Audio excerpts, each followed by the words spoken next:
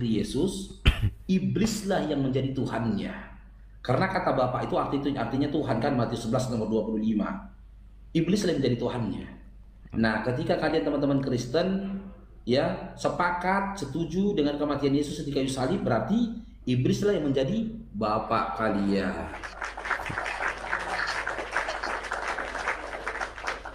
Sampai ke situ kesimpulannya iblis jadi bapak. Gimana dapatnya? Nggak paham. Loh, ya seperti dikatakan Ustaz Yusuf tadi. Apakah Anda sepakat dengan kematiannya Yesus di kayu salib? Tasya? Apakah Anda setuju dengan kematian Yesus di kayu salib?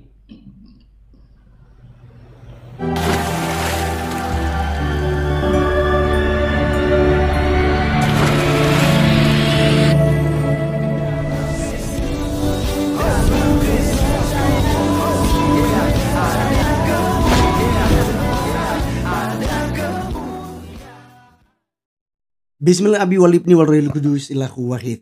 Salam alechem bisami Yeshua HaMashiach.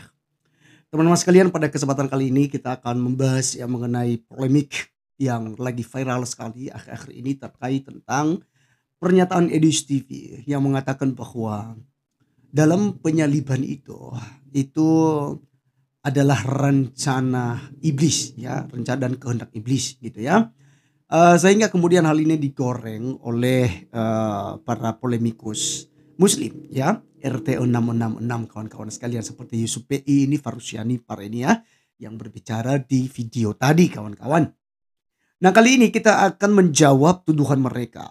Kalau seandainya orang Kristen setuju bahwa Yesus Kristus itu mati di salib, maka ya, Bapak kita adalah iblis berdasarkan Yohanes pasal 8 ayat yang ke-42 itu yang dikutip oleh Edis TV juga. Tapi mereka menarasikan secara berbeda dari apa yang disampaikan oleh Edis TV. Jadi teman-teman sekalian, kekeliruan Edis TV itu tertular kepada para polemikus dan semakin liar kawan-kawan sekalian ya, framing dan juga tuduhan mereka. Nah, seperti biasa kita menyaksikan dulu apa yang kemudian mereka bicarakan dalam room Farusiani Pareni. Berikut videonya. Yesus, iblislah yang menjadi Tuhannya. Karena kata Bapak itu artinya Tuhan kan, Matius 11 nomor 25. Iblislah yang menjadi Tuhannya. Nah, ketika kalian teman-teman Kristen ya sepakat setuju dengan kematian Yesus di kayu salib, berarti iblislah yang menjadi bapak kalian. Sampai ke situ kesimpulannya iblis jadi bapak. Gimana dapatnya? Nggak paham. Loh, ya seperti dikatakan Ustaz Yusuf tadi. Apakah Anda sepakat dengan kematiannya Yesus di kayu salib? Tasya? Apakah Anda setuju dengan kematian Yesus di kayu salib?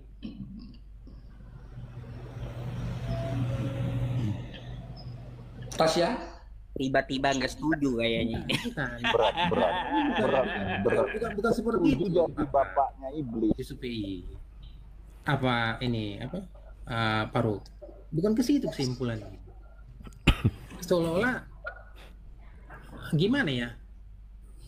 Kalau dikatakan bahwasanya setuju bahwasanya Yesus disalib.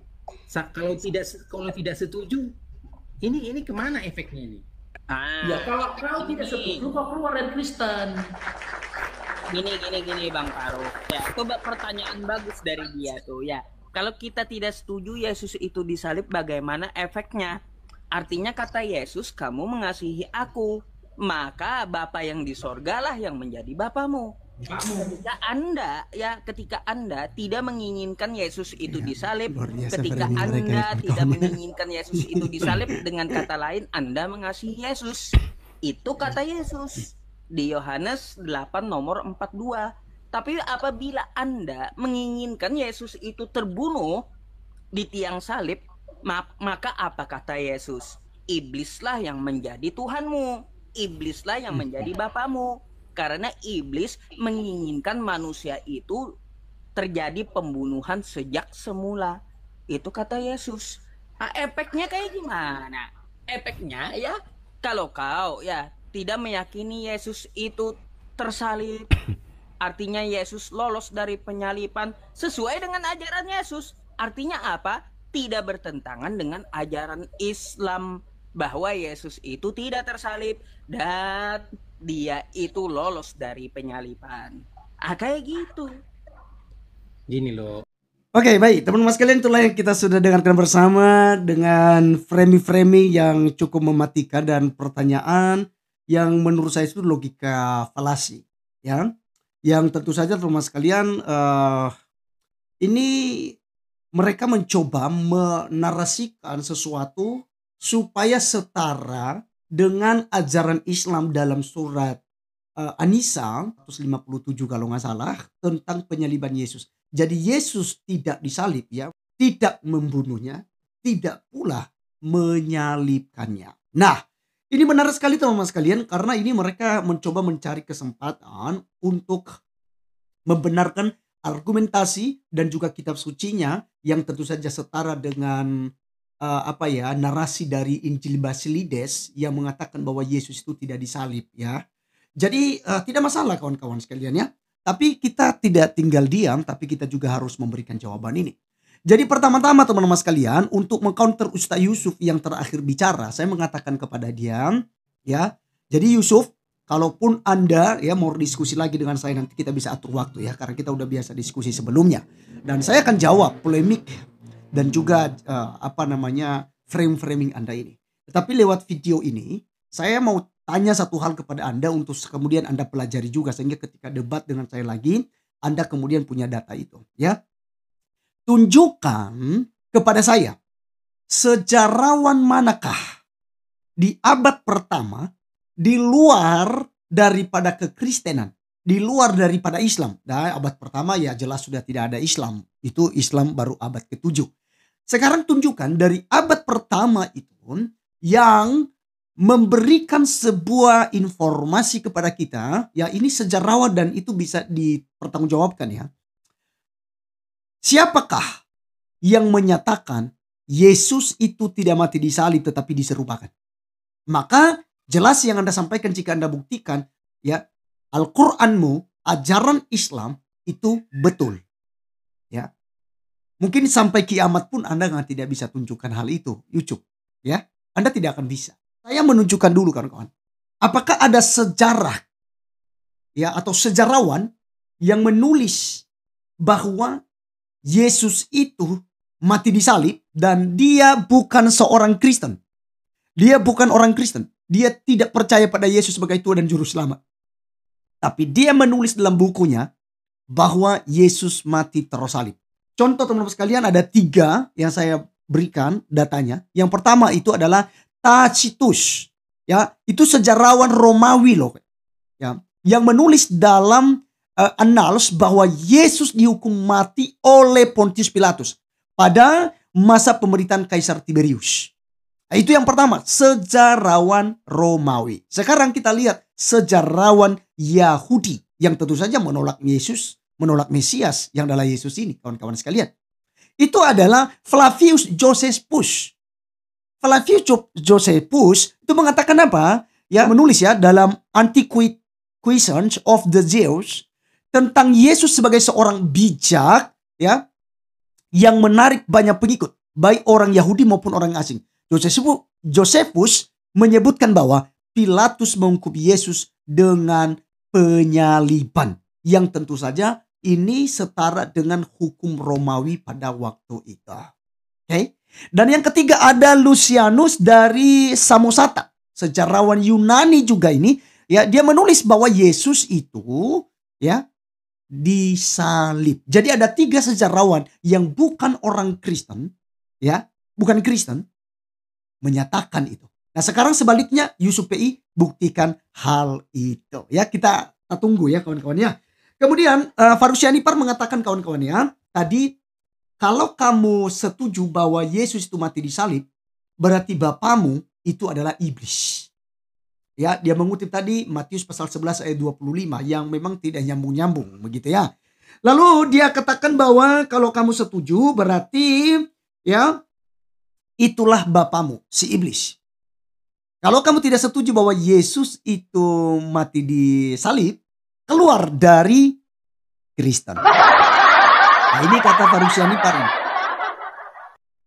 Lalu Yusufei menambahkan, ya, kalau begitu, kalau kamu tidak setuju berarti kamu mengasihi Yesus. Karena Yohanes 8 ayat yang ke-42 kata Yusufei, kamu akan mengasihi aku. Gitu ya. Tetapi karena kamu tidak mengasihi aku dan kamu hendak membunuh aku, maka bapamu adalah iblis. Ya. Dan dia berusaha menarasikan bahwa jika memang Yesus tidak disalib itu, karena itu bukan keinginan Bapa tapi itu keinginan iblis, sesuai yang disampaikan oleh DSTV, maka sudah seharusnya orang-orang Kristen keluar dari Kristen masuk ke agama Islam. Karena ternyata benar apa yang dikatakan oleh Al-Quran, bahwa Yesus tidak mati disalib melainkan diserupakan. Nah, apakah demikian teman-teman sekalian? Mari kita jawab ya.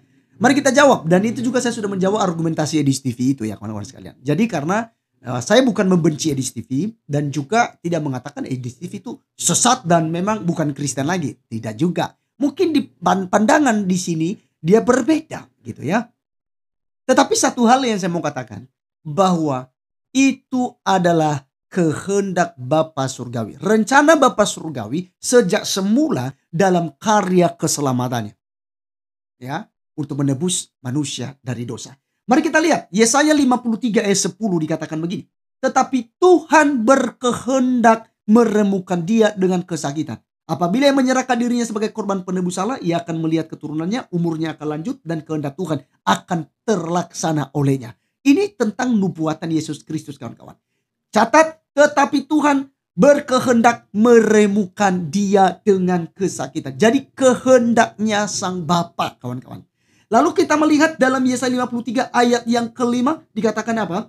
Tetapi dia tertikam oleh karena pemberontakan dia. Dia diremukkan oleh karena kejahatan kita. Ganjar yang mendatangkan keselamatan bagi kita ditimpakan kepadanya dan oleh bilur-bilurnya kita menjadi sembuh. Nah teman-teman sekalian, dari hal ini saja kita sudah tahu bahwa tentang penikaman Yesus Kristus, lambungnya ditikam, tangannya dipaku, itu adalah nubuatan-nubuatan daripada perjanjian lama. Artinya bahwa sudah ada informasi ini bahwa Yesus itu akan ditikam, Yesus itu akan dipaku dan lain sebagainya. Hanya tidak secara eksplisit menyebutkan bahwa Yesus nantinya akan mati di salib. Gitu. Memang tidak eksplisit seperti itu. Tapi ketika kita melihat dan analisis, ternyata memang indikasi-indikasi dan juga tentang kejadian di kayu salib itu nanti, itu benar-benar telah dinubuatkan jauh sebelum Yesus lahir, kawan-kawan.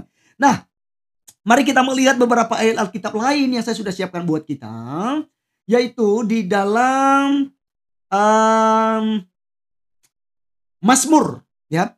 Dalam Mazmur 22 kawan-kawan, ayat 7 dan 16 sampai 18 mengatakan begini. Semua yang melihat aku mengolok-olok aku, mereka mencibirkan bibirnya, menggelengkan kepalanya. Sebab anjing-anjing mengerumuni aku, gerombolan penjahat mengepung aku, mereka menusuk tangan dan kakiku, ya. Menusuk tangan dan kakiku. Ini berbicara tentang apa kawan-kawan? Ya, kemudian ayat yang ke-18, mereka membagi-bagi pakaianku di antara mereka dan mereka membuang undi atas jubahku. Pria ini itu terjadi di mana? Itu di Bukit Golgota, kawan-kawan. Tangan dan kaki Tuhan Yesus dipaku, lambungnya ditikam, ya. Kemudian jubahnya itu dibagi-bagi kok, dibuang undi untuk makan. Ini semua adalah narasi yang sudah dinubuatkan jauh sebelum Yesus disalibkan. Jadi jelas ini adalah rencana Bapa. Tetapi ingat kawan-kawan sekalian, iblis itu hanya mengambil kesempatan sehingga seolah-olah dia berperan dalam penyaliban Yesus ini. Dia mengambil kesempatan untuk melancarkan visi misinya, menggagalkan rencana Allah. Itu tujuan iblis, menggagalkan rencana Allah. Ya, jadi kita lihat ya, Kisah Para Rasul 2 ayat 23 dikatakan begini. Dia yang diserahkan Allah menurut maksud dan rencananya. Wah, menurut maksud dan rencananya. Rencana apa? Ya, telah kamu salibkan dan kamu bunuh oleh tangan bangsa-bangsa durhaka. Artinya tentang penyaliban itu adalah maksud dan rencana Allah Bapa, Allah Tritunggal Maha Kudus, kawan-kawan sekalian. Ya, karena Yesus diutus Dalam Yohanes 3:16 juga jelas. Karena begitu besar kasih Allah ke dunia ini. Sehingga ia mengutus anaknya yang tunggal. Bayangkan kawan-kawan. Jadi artinya karena kasih Allah kepada saya dan saudara. Dia mengutus Yesus Kristus kok untuk menjadi terkutuk karena kita. Ya, jelas. Galatia pasal 3 ayat 13. Ya. Terkutuklah orang yang digantung di salib. Dia terkutuk. Karena seluruh dosa kita ditimpakan kepada Yesus Kristus di penyaliban itu. Dan ingat teman-teman sekalian, satu ilustrasi. Saya tidak panjang lebar karena saya sudah pernah bahas ini. Silakan lihat video saya sebelumnya. Salib itu memiliki simbol yang unik kawan-kawan sekalian. Dan sebagai jembatan untuk kita masuk kepada Allah yang kekal itu. Jadi dulu hubungan manusia dengan Allah itu ibarat seutas tali ya, gitu ya. Satu tali begitu. Di sini ada ada manusia dan di sini ada Allah. Ya. Lalu ketika manusia jatuh dalam dosa, Kejadian 3:15, ini ada jurang pemisah ini. Gitu. Ya, jurang pemisah. Dan perhatikan tentang salib ini. Salib itu ada untuk menghubungkan kita dengan Allah. Maka salib ditambahkan ke dalam sini, maka itu manusia bisa datang kembali kepada siapa? Kepada Allah, kawan-kawan. Ya, karena salib, jadi kita bisa terhubung kembali. Makanya dikatakan bahwa Yesus itu menjadi imam bagi kita, perantaran antara manusia dan Allah. Maka yang percaya kepada penyaliban Kristus, bahwa dia adalah Tuhan dan Juru Selamat, akan beroleh hidup yang kekal, kawan-kawan sekalian. Ya, jadi kita tidak perlu takut untuk menjawab hal itu. Ya, karena memang Yesus harus mati. Tapi ingat, Yesus bukan pembunuhan, rencana pembunuhan gitu ya. Tapi ini dijatuhkan hukuman mati oleh Pontius Pilatus. Ya, disalibkan. Kan gitu.